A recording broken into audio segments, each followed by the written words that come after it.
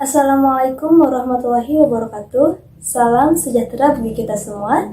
Perkenalkan, kami dari kelompok 4 Manajemen Sumber Daya Manusia yang beranggotakan 4 orang, di mana ada saya sendiri, Intan Permatasari dengan NPM 101200187. Saya Erika dari kelas C4 Manajemen dengan NPM 101200188. Perkenalkan, nama saya Ilsetio Fibiansyah dari kelas C4 Manajemen dengan NPM 10120063. Assalamualaikum warahmatullahi wabarakatuh. Perkenalkan, nama saya Jainuddin Malik dengan nomor pokok mahasiswa 101200068. Tujuan dibuatnya video ini untuk memenuhi salah satu tugas evaluasi akhir semester dalam mata kuliah Manajemen Sumber Daya Manusia, di mana kami ditugaskan untuk mewawancarai salah seorang kepala SDM di berbagai perusahaan. Dan sebelumnya kami memohon maaf karena kelompok kami tidak bisa melaksanakan secara langsung atau bertemu secara langsung dikarenakan kondisi pandemi yang saat ini belum usai dan juga lokasi rumah kami yang dari berbagai daerah sehingga tidak memungkinkan untuk bisa bertemu secara langsung. Sehingga kami memberikan tugas kepada setiap orang untuk mewawancarai seorang kepala SDM di berbagai perusahaan. Selamat menyaksikan. Pada kesempatan kali ini saya akan mewawancarai pengelola sumber daya manusia di PT Dow Kosmetik. Boleh diperkenalkan diri? Oh, boleh. Nama saya Purwoji, asal asli dari Panamur. Saya sebagai supervisor di PT Dow Kosmetik, ya, supervisor. Tapi tetap sih nggak pegang di print, tapi ada di maklum di cabang-cabang. Ya. Langsung saja ke pertanyaan untuk wawancaranya. Cepat. Yang pertama, bagaimana proses rekrutmen karyawan di perusahaan Dow Kosmetik? Proses rekrutmen. Untuk proses rekrutmen sama ya, biasa. Kalau di kita, kalau proses rekrutmen sama sih bersama perusahaan-perusahaan lain, kita ngumpulin gitu kan ya, bikin iklan, terus nyari calon juga yang memang benar-benar ingin bekerja, kerja benar-benar gitu kan, gitu kita cari calon yang benar-benar serius mau bekerja. Untuk prosesnya tetap sama sih, datang langsung bisa gitu kan ya, bisa lewat sosial media dulu, channel kan telepon atau SMS gitu kan ya, bisa datang, bisa lewat sosial media, nanti bawa lamaran, sama seperti gitu ya. Untuk persyaratan sih sama, bawa persyaratan CV dan lain-lainnya. Kalau untuk rekrutmen seperti itu kurang lebih. Berarti sama ya? Iya. Terus yang kedua, apakah ada syarat khusus untuk menjadi karyawan di perusahaan Dow Kosmetik ini? Kalau untuk syarat khusus mungkin ada, karena emang kan di PT Dow Kosmetik kan ya namanya juga. Tapi tentunya ngelibatin perempuan gitu, ngelibatinnya perempuan gitu kan ya. Jadi emang syarat khususnya ya itu perempuan itu sendiri ya. Kalau yang lainnya sama sih, tetap kalau cuma emang harus ada ya, kalau emang perempuan ya surat izin dari orang tua. Kalau yang belum menikah, yang sudah menikah ya surat izin dari suaminya gitu. Seperti itu. Terus bagaimana cara penilaian kinerja dari pegawai perusahaan Dow Kosmetik? Penilaian, untuk kalau penilaian tentunya sama ya juga emang yang lain. Jadi kalau nilai emang ya diutamakan ke hasil produksi. Kalau kita nilai satu karyawan atau beberapa karyawan dilihat emang produksinya yang benar-benar bagus gitu kan, produksinya benar-benar targetnya benar-benar kekejar, malah lebih gitu kan gitu.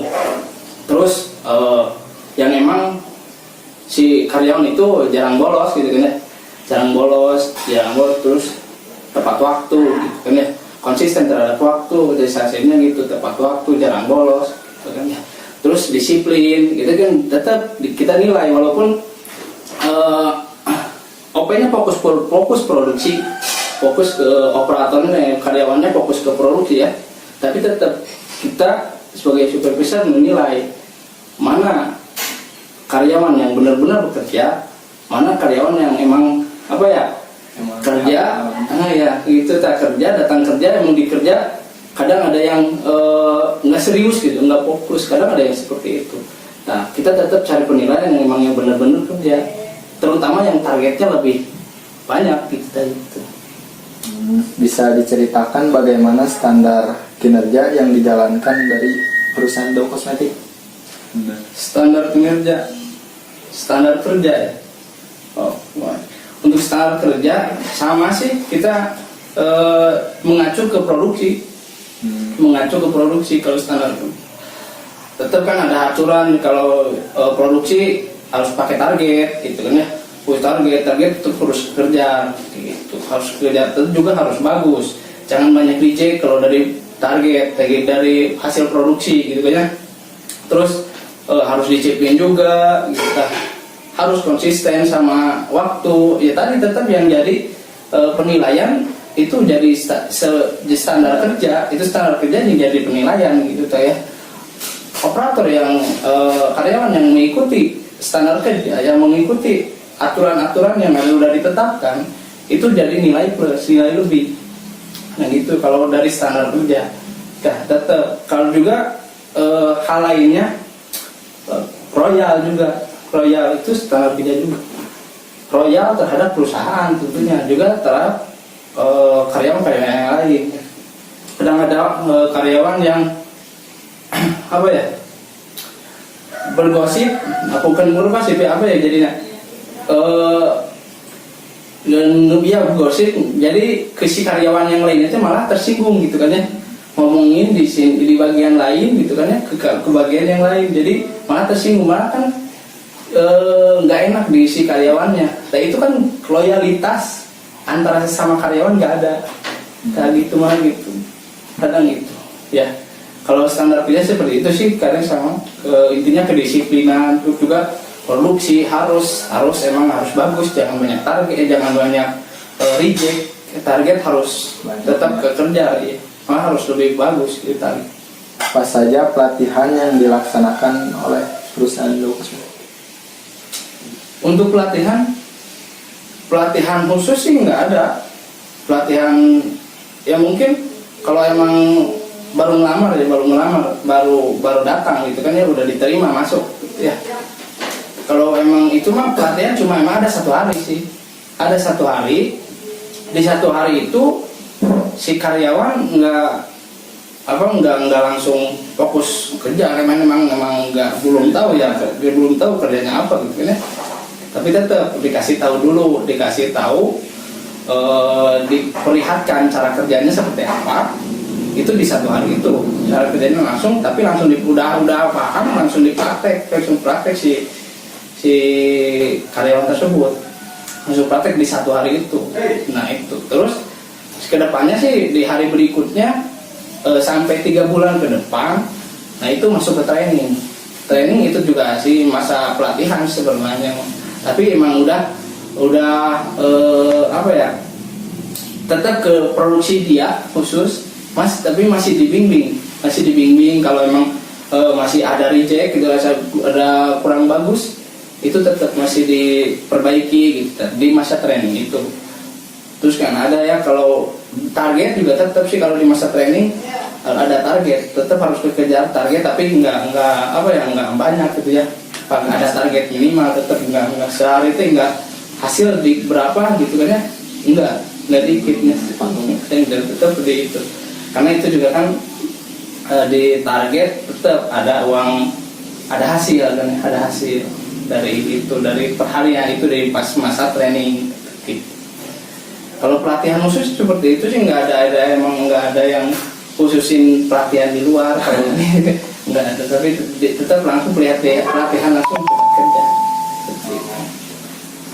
Nah, mungkin cukup sekian yang bisa disampaikan, karena beliau sibuk sekali di hari-hari ini, di bulan-bulan ini.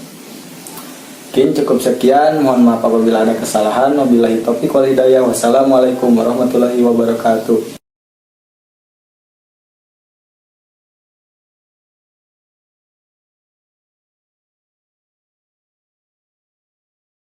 Assalamualaikum warahmatullahi wabarakatuh. Saya Ilsetio Febiansyah dari STIS TMI Bandung, dan sekarang saya bersama Mas Rian dari CV Potret Studio yang bertujuan untuk mengajukan beberapa pertanyaan tentang manajemen sumber daya manusia. Pertanyaan yang pertama untuk Mas Rian, yang pertama, apakah Anda mengetahui indikator apa saja yang dipakai dalam penilaian kinerja? Kalau untuk indikator penilaian kinerja, yang pertama tanggung jawab terhadap pekerjaannya masing-masing.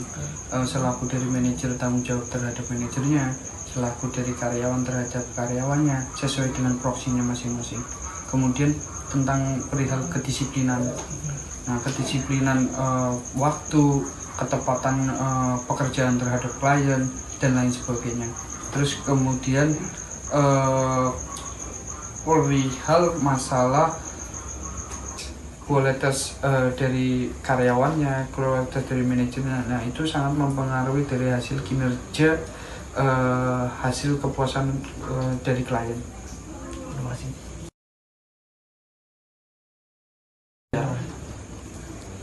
Pertanyaan selanjutnya, apakah penilaian kinerja diukur berdasarkan proyek yang dapat diselesaikan?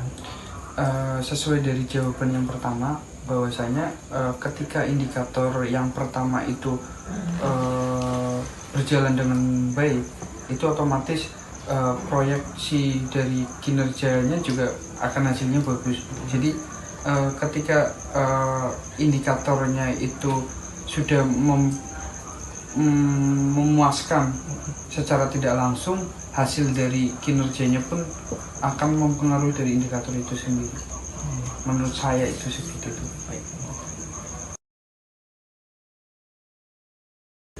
Menurut Anda, bagaimana ketika seseorang memulai suatu karir dan menjalaninya, lama-kelamaan dia merasa tidak cocok atau bosan, entah masih bingung dengan karirnya atau hal lainnya? Menurut Anda bagaimana tanggapannya?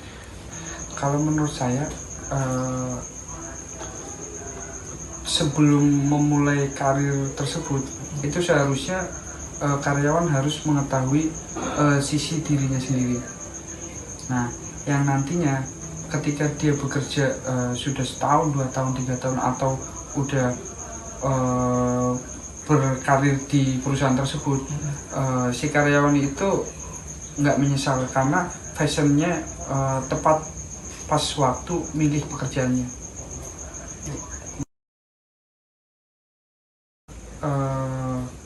Si karyawan tersebut mematangkan dirinya untuk bekerja di mana dulu.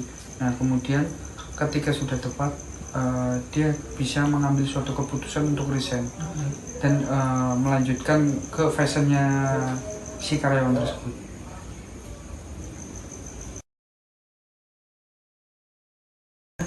Menurut Anda, karir yang bisa dikatakan berhasil itu seperti apa?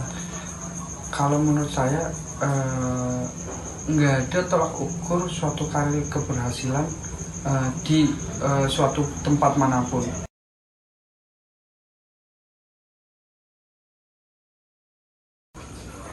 Apa tujuan Anda secara keseluruhan pada tahun ini untuk memajukan SDM karyawan?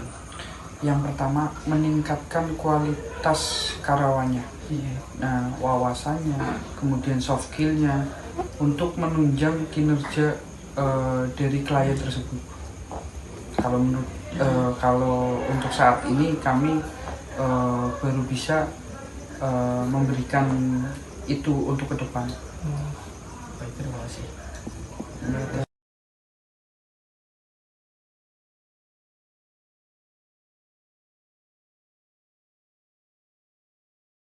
Selamat sore Bapak. Ya, selamat sore. Izin minta waktu sebentar. Ya, silakan, boleh. Perkenalkan sebelumnya, nama saya Intan Permatasari dari Fakultas Ekonomi dan Bisnis dari jurusan Manajemen, dari Sekolah Tinggi Ilmu Ekonomi di Bandung. Di sini saya mempunyai tugas kuliah untuk mewawancarai seorang kepala sumber daya manusia. Dan langsung saja ya Pak ya, Ya, silakan. pertanyaannya. menurut Bapak, apa yang Bapak ketahui mengenai indikator apa saja yang dipakai dalam sebuah penilaian kinerja? Kalau menurut saya untuk melihat indikator kinerja itu dilihat dari pegawai itu berhasil atau tidaknya mencapai suatu tugas yang pimpinan embankan kepada pegawai tersebut seperti itu. Kalau misalkan dia telah selesai ataupun misalkan telah berhasil ataupun bisa meraih prestasi, itu bisa dikatakan kinerjanya bagus gitu dalam bekerja seperti itu, sehingga perusahaan juga ikut terangkat seperti itu. Kemudian menurut Bapak, apa yang Bapak ketahui mengenai penilaian kinerja? Penilaian kinerja itu suatu penilaian terhadap suatu pegawai untuk melihat apakah si pegawai tersebut berkualitas atau tidak, apakah pegawai tersebut benar kerja dengan baik, sesuai dengan tugas dan fungsinya dengan baik atau tidak. Itu bisa dikatakan sebagai penilaian untuk kinerja seperti itu. Kemudian, apakah penilaian kinerja itu diukur berdasarkan proyek yang dapat diselesaikan? Ya, bisa. Itu salah satu penilaian kinerja. Misalkan bisa pegawai tersebut menyelesaikan proyeknya seperti itu bisa dikatakan berhasil, kinerjanya bagus seperti itu. Kalau tidak, kecuali kalau misalkan pegawai tersebut tidak mencapai target apa yang inginkan, itu bisa dikatakan kinerjanya kurang bagus seperti itu. Kemudian, menurut Bapak, bagaimana ketika seseorang memulai suatu karir dan menjalaninya lama-kelamaan dia itu merasa tidak cocok, entah masih bingung dengan karirnya atau hal lainnya? Kalau saya sebagai SDM ya, sebagai sumber daya, ketika saya merekrut pegawai, biasanya kan suka ada tes terlebih dahulu. Bisa dilihat dulu dari ijazahnya atau sesuai apa tidak, sesuai dengan pembukaan lowongan kerjanya seperti itu. Kalau misalkan kebanyakan yang saya loloskan, yang lamar ke saya itu lihat dari ijazahnya, kemudian kebutuhan di tempat kerja saya itu tuh apa, seperti itu ya. Kalau misalkan setelah dijalani, oke, dia masuk kriteria, tetapi beberapa bulan, beberapa tahun kinerjanya itu dia turun, berarti kita ada sesuatu hal, tanda kutip, si pekerja ini tuh meskipun dia membidangi bidang tersebut, tetapi kinerjanya selalu turun terus dalam kurun waktu maupun 1 tahun, 2 tahun atau dan seterusnya, berarti itu tidak, si pegawai tersebut tidak cocok dengan bidang tersebut gitu. Bukan karakternya ataupun bukan hobinya, bisa dibilang hobi ya, bukan hobi ya namanya, tidak sesuai dengan hati, karena kerja itu harus sesuai dengan hati ya, harus sesuai dengan hati, harus suka gitu. Percuma begini kerja kalau kitanya tidak suka, percuma juga, meskipun itu dalam satu bidang sama. Misalkan kita bagian komputer, tapi hati kita nggak cocok dengan komputer, nggak suka dengan komputer, itu sama aja gitu.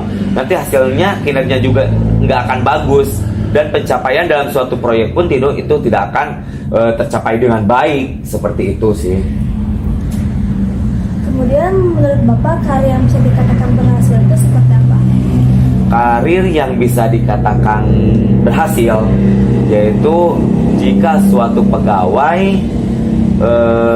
mencapai prestasi yang membanggakan bagi perusahaan, bisa menyelesaikan suatu proyek yang diembangkan oleh atasannya sehingga dia hasil gitu. Itu bisa dikatakan berhasil dalam suatu karir, seperti itu sih. Baik Bapak, terima kasih atas waktunya. Ya, sama-sama. Semoga memberikan